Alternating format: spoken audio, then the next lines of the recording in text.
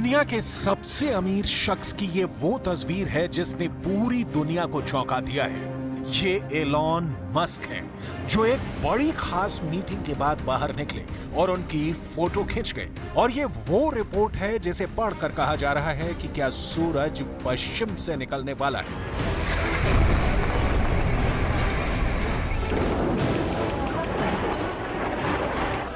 Gaza और Lebanon में minute दर minute बमबारी और वहां के परखच्चे उड़ते देखकर दुनिया ने उम्मीद छोड़ दी थी।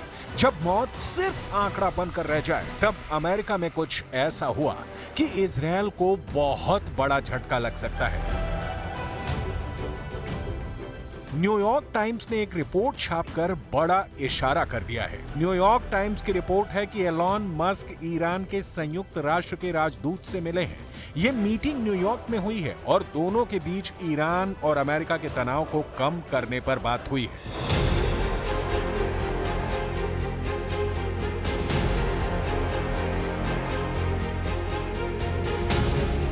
इस मीटिंग के बाद जो सवाल उठे हैं वो बहुत बड़े हैं। क्या डोनाल्ड ट्रंप 20 जनवरी के बाद वो करने जा रहे हैं जिसकी हिम्मत अब तक अमेरिका के किसी राष्ट्रपति ने नहीं की?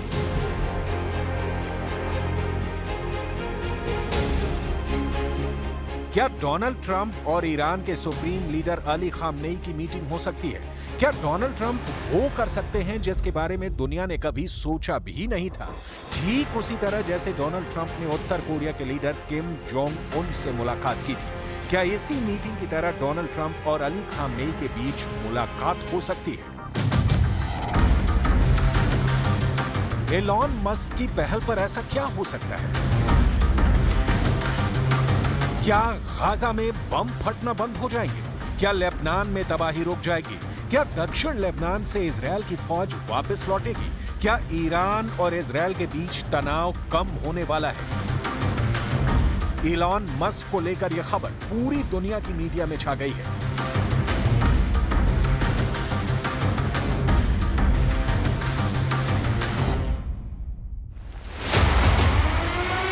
ब्रिटेन के मीडिया ने खबर सबसे ऊपर रखी है। जर्मनी की मीडिया में यह हेडलाइन है। अमेरिका की मीडिया में यही खबर छाई हुई है। अरब मीडिया में भी बताया गया कि ईरान और मस्क में बात हुई है। तुर्की की मीडिया में भी यही हेडलाइन है। ईरान की मीडिया ने भी यही माना है कि ऐसी रिपोर्ट है। लेकिन सबसे ज्यादा चौंका है इजरायल का मीडिया, क्योंकि ईरान और अमेरिका की डील उसके गले नहीं उतरेगी।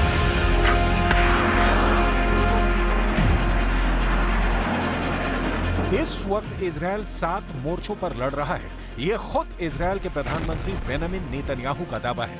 क्या नेतन्याहू इस मीटिंग के बारे में जानते हैं? क्या नेतन्याहू चाहेंगे कि ईरान और अमेरिका के बीच सब कुछ सामान्य हो जाए?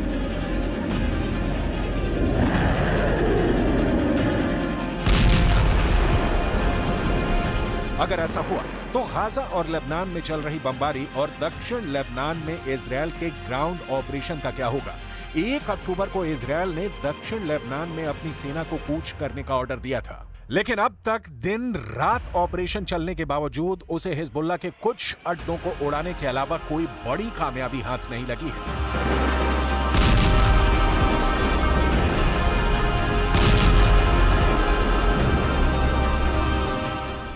इजरायल के मिलिट्री चीफ खुद लेबनान के अंदर जाकर हालात का जायजा ले रहे हैं। אנחנו תוקפים בעומק ואנחנו תוקפים הרבה מאוד בסוריה ובגבול סוריה-לבנון כדי שלא ייכנס לחיזבאללה האמל"ח. תיאור של המרחב הזה הוא ייתן לנו את תנאי הבסיס מפה לעשות את הדברים הנכונים כדי שבאמת בעמק למטה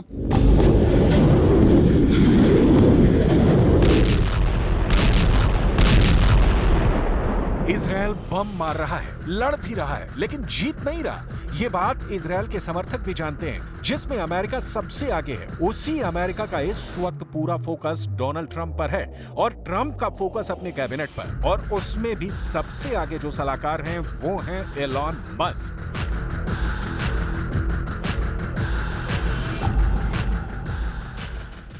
His name is Elon Musk. He saved free speech. He created so many different great things. Where is he? Come on up here, Elon. He created the first major American car company in generations, and his rocket company is the only reason we can now send American astronauts into space. Come here. Take over, Elon. Yes, take over.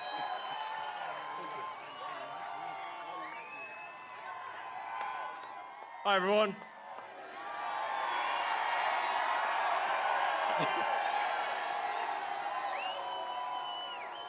As you can see, I'm not just MAGA, I'm dark MAGA.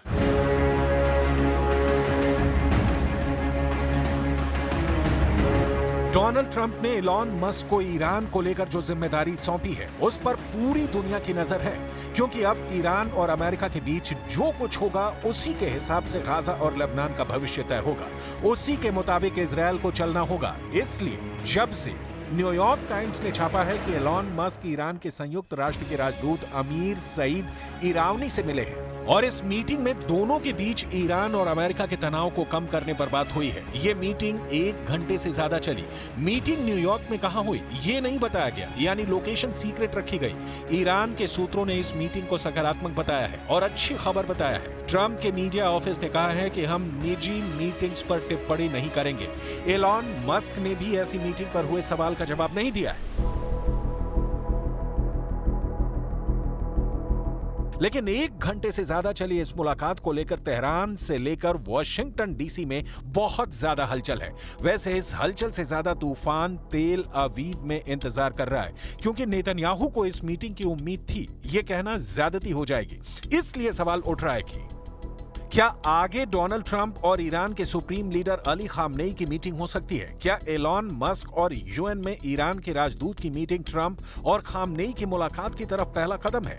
ठीक उसी तरह जैसे Donald Trump ने उत्तर Korea के leader Kim Jong Un से मुलाकात की थी। क्या इसी मीटिंग की तरह डोनाल्ड ट्रंप और अली खामनेई के बीच मुलाकात हो सकती है?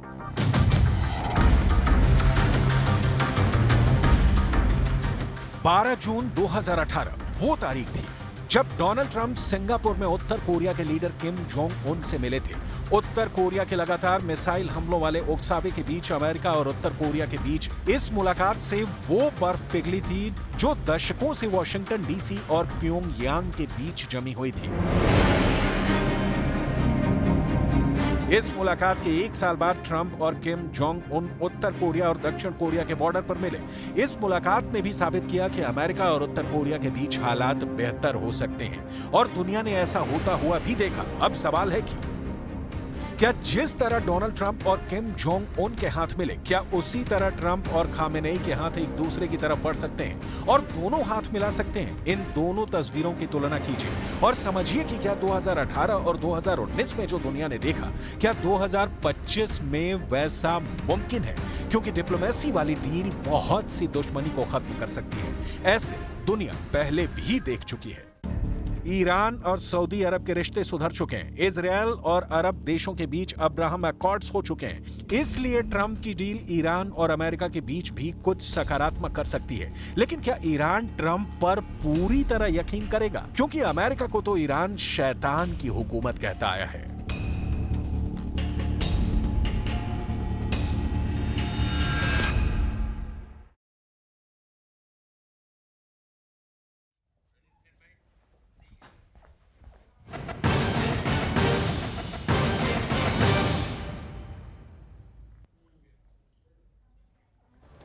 डोनाल्ड ट्रंप हमेशा से ही अपने विरोधियों के लिए बहुत ही टेढ़ी खीर साबित हुए हैं।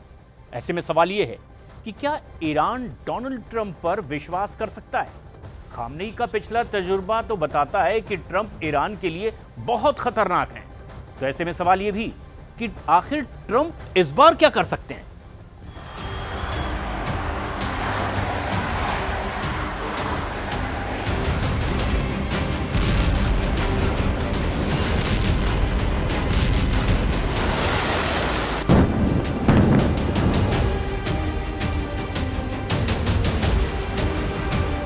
ट्रंप के लिए सबसे बड़ी मुसीबत यह है कि ईरान का साफ कहना है कि उसने अभी तक अपने सबसे मशहूर जनरल रहे कासिम सुलेमानी की हत्या का बदला नहीं लिया है। ट्रंप पर चुनाव प्रचार के दौरान चली गोली के पीछे भी ईरान की साजिश बताई गई। ट्रंप और ईरान के रिश्ते कायम होंगे, ये सोचना भी ज्यादती कही जाएगी, क्योंकि ये बात साफ है कि डोनाल्ड ट्रंप के ऑर्डर पर ही कासिम सुलेमानी की चलती हुई गाड़ी पर ड्रोन से हमला किया गया था।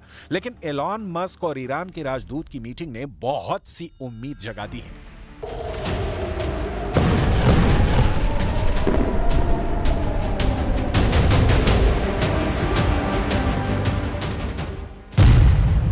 अगर 2025 में ईरान और अमेरिका के बीच कोई डील होती है तो ईरान चाहेगा कि गाजा और लेबनान में फौरन सीज फायर हो, गाजा और लेबनान से इजरायल की फौज बाहर निकले, गाजा को दोबारा बसाया जाए।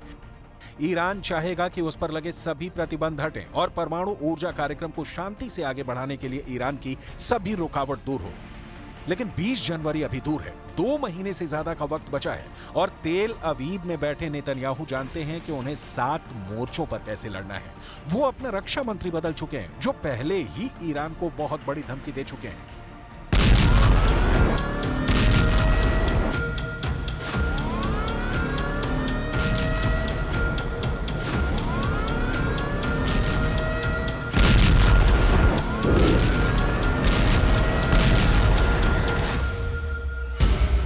साफ लग रहा है कि जैसे ही नेतन्याहू ने अपना रक्षा मंत्री बदला, तभी से शुरू हो गया परमाणु युद्ध का पहला सबसे बड़ा खतरा। योआव गैलेंट को हटाकर इजरायल कार्ड्स को रक्षा मंत्री बनाया गया और मंडराने लगा ईरान पर सबसे बड़े हमले का खतरा। सवाल है कि क्या ईरान के न्यूक्लियर ठिकानों पर अटैक होने वाला है? नेतन्याहू ऐसी प्लानिंग कर चुके हैं। नेतन्याहू ने योआव गैलेंट को हटाकर इजरायल कार्ड्स को अपना रक्षा मंत्री जैसे ही बनाया, कार्ड्स ने ईरान की कार्ड का ऐसा फॉर्मूला निकाला जिसका अंजाम परमाणु युद्ध हो सकता है। इजरायल कार्ड्स ने क्या कहा है, खामेनेई की जवाबी हमले वाली तैयारी पर इजरायल क्या करने जा रहा है, इसको समझने के लिए आप इजरायल कार्ड्स का ईरान के खतरे को काटने वाला तेवर देखिए। पहली बात, कार्ड्स ने कहा कि ईरान के परमाणु अड्डे अब सुरक्षित नहीं रहे और यही वक्त है जब ईरान के परमाणु अड्डों पर हमला किया जाना चाहिए। इजरायल कार्ड्स की दूसरी बात, हिजबुल्लाह के साथ सीज फायर नहीं करेंगे। कार्ड्स की तीसरी बात, हम हमास को हराकर बंधकों को वापस लाएंगे। सवाल उठता है कि क्या सिनवार के मारे जाने के बाद भी हमास अभी तक गाजा को कंट्रोल कर रहा है? נביא לניצחון במערכה הזאת, שהמטרות הברורות מבחינתי זה לבלום את התוקפנות האיראנית ולשלול יכולות של איומים קיומיים נגד מדינת ישראל, ולהמשיך בחיסולו של החמאס ככוח שלטוני וצבאי שלא יוכל להוביל את עזה לאחר מכן, ולהביס את החיזבאללה, להמשיך בתנופת הפעולות המדהימות שעוד ילמדו.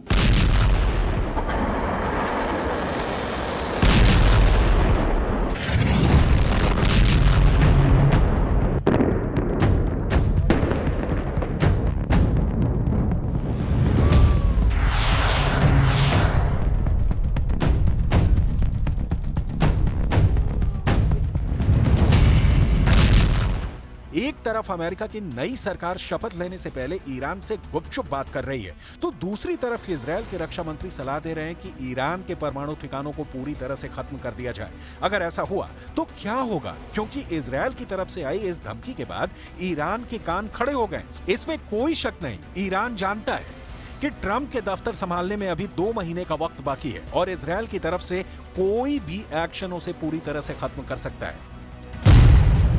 ऐसे में क्या ईरान खुद को परमाणु पावर घोषित करने की ताकत रखता है?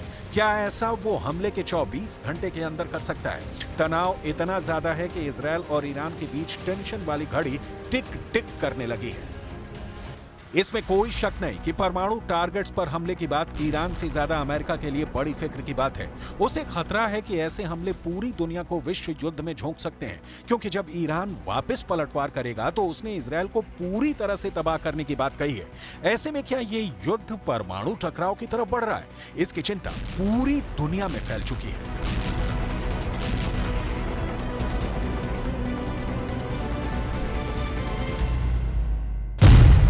इसमें कोई शक नहीं कि परमाणु बम को लेकर ईरान वाले खतरे ने इजरायल और अमेरिका का डर वाला मीटर रेड लेवल पर ले गया है। ट्रंप भी युद्ध खत्म करने के वादे के साथ सत्ता में लौट रहे हैं। ऐसे में इस कांटे पर इतना प्रेशर है कि ये कभी भी वर्ल्ड वॉर बनकर टूट सकता है।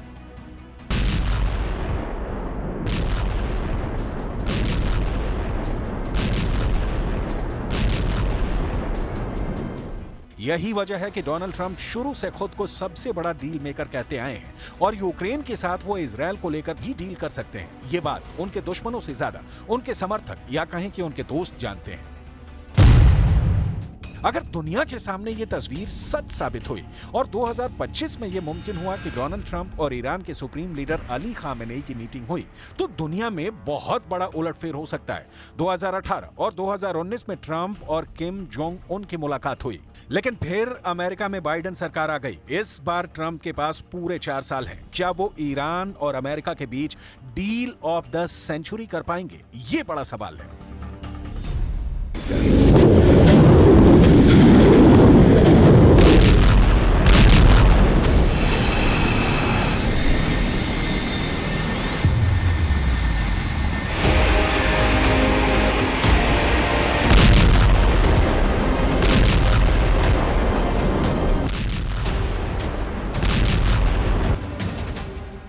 वैसे ईरान कहीं से भी बैकफुट पर नहीं है। इससे पहले वो इजरायल पर 13 अप्रैल को और फिर 1 अक्टूबर पर किए हमले में दिखा चुका है कि उसके पास ऐसी मिसाइल हैं जो लॉन्च होने के 400 सेकंड के अंदर इजरायल पर जाकर तबाही मचा सकती हैं। ऐसे में इजरायल के रक्षा मंत्री के मुताबिक ईरान के तमाम परमाणु ठिकाने फौरन तबाह कर दिए जाने चाहिए।